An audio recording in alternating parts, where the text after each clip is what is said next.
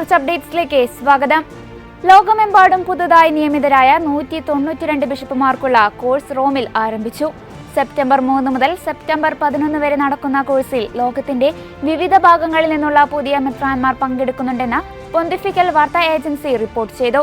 78 ബിഷപ്പുമാർ സുവിശേഷവൽക്കരണത്തിനായുള്ള ഡിക്കാസ്റ്ററിയുടെ പ്രത്യേക കോഴ്സിൽ പങ്കുചേരുന്നു. അതേസമയം 114 ബിഷപ്പുമാർ രൂപതാ മെത്രാൻമാർക്ക് വേണ്ടിയുള്ള കോഴ്സിൽ പങ്കുചേരുമെന്നും വത്തിക്കാൻ വ്യക്തമാക്കി. നമ്മുടെ സഹനങ്ങൾ സ്വർഗത്തിലേക്കുള്ള പാലമാണെന്ന് ലിയോ 14 പാപ്പ കഴിഞ്ഞ ദിവസം നടന്ന പൊതുകൂടിക്കാഴ്ച വേളയിലാണ് പാപ്പ ഇപ്രകാരം പറഞ്ഞത്. യേശുവിന്റെ കുരിശിലെ അവസാന നിമിഷങ്ങളെക്കുറിച്ചും ലിയോ 14 പാപ്പ ഓർമ്മിപ്പിച്ചു. അതോടൊപ്പം സുവിശേഷത്തിന് സാക്ഷ്യം നൽകുക എന്നതാണ് ഓരോ ക്രൈസ്തവന്റെയും കടമയെന്നും പാപ്പ തന്റെ സന്ദേശത്തിൽ പറഞ്ഞു. നാം ധ്യാനിച്ച കാര്യങ്ങൾക്ക് സാക്ഷ്യം വഹിക്കുന്നതിനും ജീവന്റെ ദൈവവുമായി നാം കണ്ടുമുട്ടിയതിനെ സാക്ഷ്യം നൽകുന്നതിനുമുള്ള വിളിയാണിതെന്നും പാപ്പ ഓർമ്മപ്പെടുത്തി. നൈജീരിയയിൽ 8 ക്രൈസ്തവരെ കൊലപ്പെടുത്തി ബൊക്കോ ഹറാം തീവ്രവാദികൾ.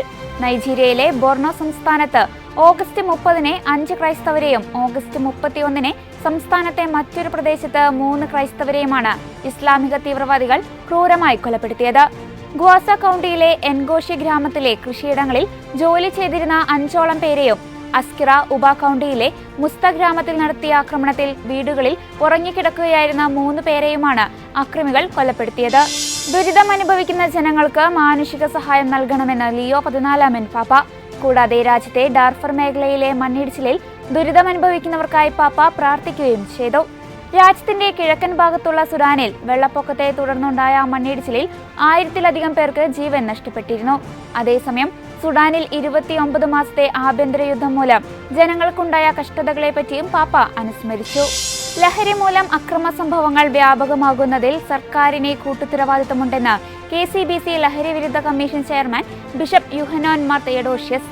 ഓരോ ആഘോഷാവസരങ്ങളും കഴിയുമ്പോൾ കോടിക്കണക്കിന് രൂപയുടെ മദ്യം വിറ്റഴിഞ്ഞുവെന്ന കണക്ക് പുറത്തുവിടാൻ ഭരണാധികാരികൾ വെമ്പൽ കൊള്ളുകയാണ്. മദ്യപാനത്തിന്റെയും മാരക രാസലഹരി ഉപയോഗത്തിന്റെയും വർധന സൂചിപ്പിക്കുന്നത് സംസ്ഥാനത്തിന്റെ മാനസിക രോഗാവസ്ഥയെ കൂടിയാണെന്ന് അദ്ദേഹം പറഞ്ഞു. ഇതോടെ ചർച്ച അപ്ഡേറ്റ്സ് പൂർണ്ണമാകുന്നു. നന്ദി.